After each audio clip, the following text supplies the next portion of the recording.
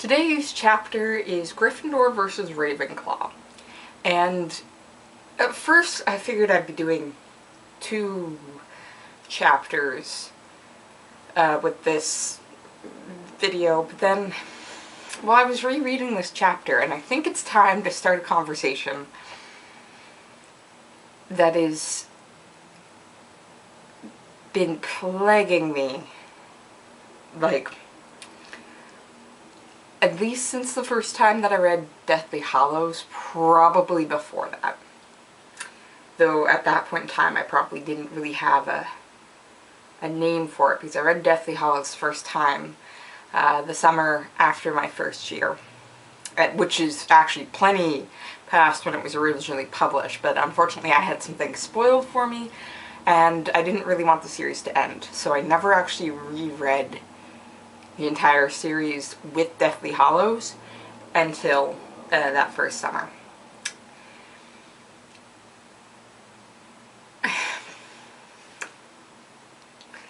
When we meet Ollivander for the first time, we are told that the wand chooses the wizard.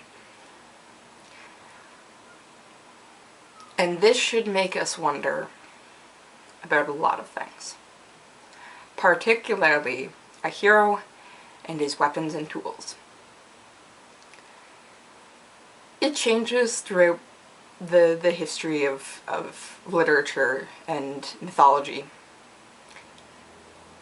For example, in the classical Greek epics of the Iliad and the Odyssey, we have this relationship where the tools become the hero and the hero becomes the tools.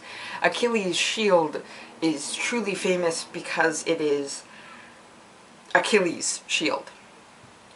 But Achilles augments the shield and is augmented by the image of the city at war, the city at peace, and all of this surrounded by the ocean that surrounds the world. He is that shield, and that shield is him. When he passes away, well, we don't have this in the Iliad, but when he passes away, there's a fight over having Achilles' armor. It's no longer Achilles' armor at that point, but it is his, and he is it, and we decimate him by removing it, yet somehow it's still a part of him. In the northern epics, a weapon has history. You don't just inherit a weapon, you inherit the legacy of all of these other people. And in fact, they often have agency. A weapon can abandon you in your greatest moment of need if you're in fact wrong. For example, in the Volsunga saga, there's actually a character who is given a sword by Odin, and the moment that Odin perceives him as wrong, Odin comes back in and destroys that weapon, and it is up to Sigmund to recognize that he has not been betrayed, but he has betrayed what was entrusted to him, and that was removed from him. Knightly chivalry. A knight is so fully his armor, yet he is somehow not his armor. He is only a knight when he is encased in it, but to remove it is actually to create something scarier. Lancelot is at his most dangerous when he's not impeded by not only the physical armor, but the social constructs that follow that armor. Yet if he switches armor with somebody else and he gives his armor to that person, they suddenly become him. Yet not. There is always this push and pull between what a person uses and that person themselves. It is a question of being a cyborg. A cyborg is anything that is post-human, but there is now this question of whether or not there was actually ever a point where we were purely just human and not a cyborg. We only have our thumbs and our large brains because we started using tools. So did the cyborgness of humans actually begin far in advance of when you would even genetically say humans developed? Our weapons, our clothes, our glasses, pacemakers, hearing aids, wheelchairs, cars, bicycles, everything around us. This is us actually stretching out what is human to envelop what is not even biological, yet somehow making it us. When I pick up this book, this is a book, but it is also my book. And when I'm reading it, it is part of me. Yet I can put it down, I could give it to somebody else and it can become their book. There is always this intense interest in making everything around us part of us. Yet there's a fear in that. Because to make everything around us part of us is to admit that we actually have some sort of obligation to it. To make nature part of humanity is to, one and the same, use it to create what we want, and also to recognize that we are decimating something that we desperately need and that we are part of.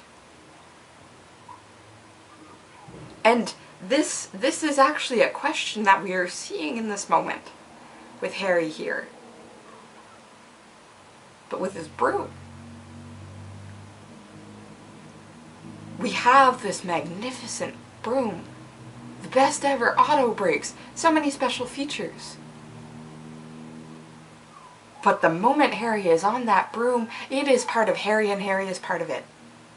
And there's actually no way to separate them until you physically separate the two, but even then there is a question, because this broom is forever going to be part of Harry, just as his Nimbus was. When he is flying, he is able to exert such control over it because he no longer perceives the boundaries between himself and his tools. They become one and the same. And in fact, you actually see it with his wand in this moment. In this moment of total acceptance of the other as himself, he has no hesitation in being able to cast the Patronus. No hesitation in drawing his wand and sending that spell, because he is actually so fully other and himself in that moment that magic is right there for him. It's not a question of trying to think of the happiest memory. It is just a tendency to do what is needed to be done.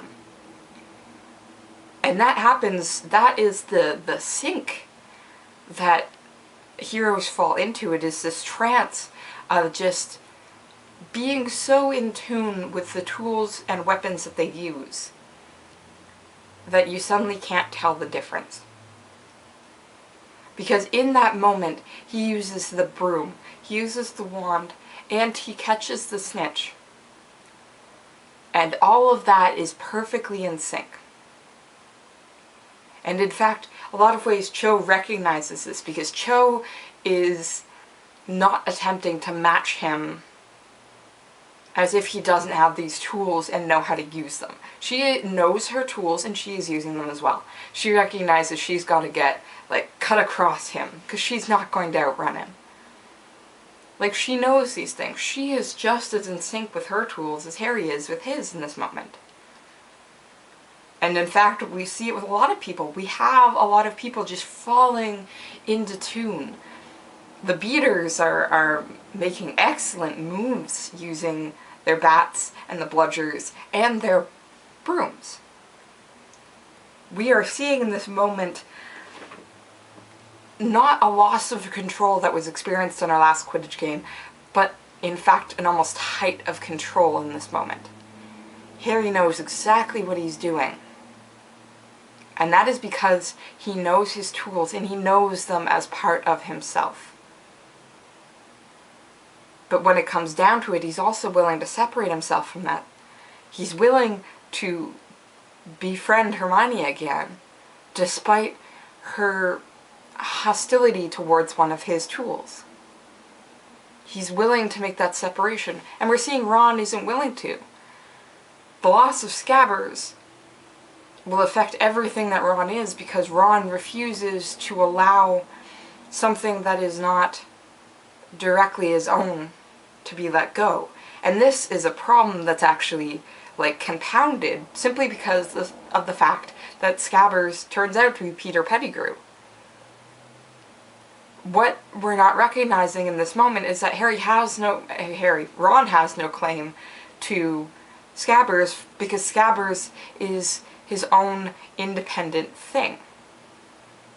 But it's difficult for us to understand that, because we want to reach out and take everything in. We want this person to be my girlfriend or my boyfriend, and that suddenly is, even in the back of our heads, we're tempted to limit then what can become them, because they are one with us. So this is actually a dangerous thing. It's why we're seeing them in this moment with inanimate objects, because these are safer things to become our tools. But this is never going to be a comfortable position to sit in, especially with this series, because the wand chooses the wizard. So how much agency does the wand actually have? Can we ever call Harry's wand? Or is it really the other way around? Can we call Hedwig Harry's owl if she is a sentient being? And Hedwig shows that she is very intelligent. She knows a lot of what's going on. Crookshanks certainly does. And it gets even worse from there, because then there becomes the concern of people. We're going to see the question of Voldemort's loyal servant, Voldemort's Death Eaters, and how much is the society actually using Harry as this boy who lived, rather than Harry? How much is the hero a tool to his people, in the same way that his broom and his wand are a tool for him? And can they sync as well as the inanimate tools to the hero? Can that hero sync with his society and actually achieve something? Because in a lot of epics, they can't. The hero will not survive as the hero for long. There is always a loss of something. And I guess it's a question here of how big that loss is. Maybe in this moment, it's a loss of some doubt that Harry has. Maybe that's what he sacrifices. In this moment, he's got to become more of a hero, because that's simply what he's got to be. But that loss is going to be compounded, because Sirius Black has just rammed himself back into the picture really intensely. And briefly, to the question of the knife, I don't think this is ever actually answered, but there is a strong possibility that Ron did not perceive a knife. It is known through tests that in intense situations like this, you can often misjudge what type of weapon, or whether a weapon is even present. So I think we can forgive Ron if a knife was not involved. But again, I'm not sure that's ever mentioned, and I'm not sure Sirius is going to admit whether or not he pulled a knife on a student looking for a rat. Okay, I apologize for being intense, but this is actually a really interesting question that a lot of my profs have posed, and so it stayed with me through my entire university career and is continuing on afterwards. So it's always interesting when you're suddenly just like, wait a minute, no, it's here too.